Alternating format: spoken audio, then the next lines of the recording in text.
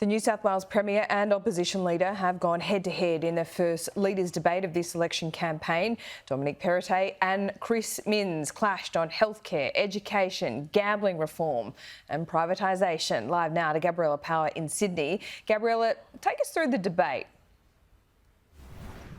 Laura, Premier Dominic Perrottet and Labor leader Chris Minns have battled it out on 2GB's Ben Fordham program. The leaders each had the opportunity to ask their rival 3 questions while Ben Fordham moderated the debate, and Ben kicked things off by asking the leaders why the person sitting next to them is not the best person to run New South Wales. Look, I don't believe he's got the experience to deal with the economic challenges that are coming our way. Our state has gone through very difficult times through drought, bushfires, a pandemic and floods again. Our people still stand strong, and I think Labor doesn't have the experience to deal with the issues that are coming our way. Chris? Yeah, look, they've been in power for 12 years. They're asking for 16 years in power. You have to be a fantastic government to have that long in office in New South Wales. I think it's time for a change. The debate heated up as the leaders clashed over policies, and one of the key issues in this election campaign is gambling reform. Dominic Perrottet has vowed to legislate gambling reform, making poker machines cashless by 2028, while Chris Minns has promised to implement a gaming trial for cashless poker machines, saying that he wants to see an evidence-based approach. But Dominic Perrottet argues that politics is what's driving Labor's policy. What do you believe is driving him? Because he's Politics saying there's a lack of evidence out there that's driving his response. What evidence is he looking for? What do you believe is driving it? Politics. 6 years' time. Set their own limits. Yeah.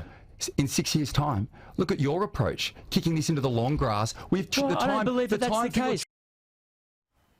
Another issue that the leaders clashed over was the privatisation of infrastructure projects. Chris Minns really fired up about the cost that Sydney drivers are forking out when it comes to tolls, and he promised that there would be no further privatisation if he was elected Premier.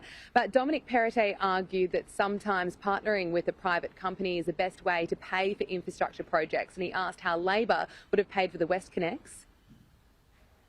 One of the big furphies when it comes to privatisation. Hang on.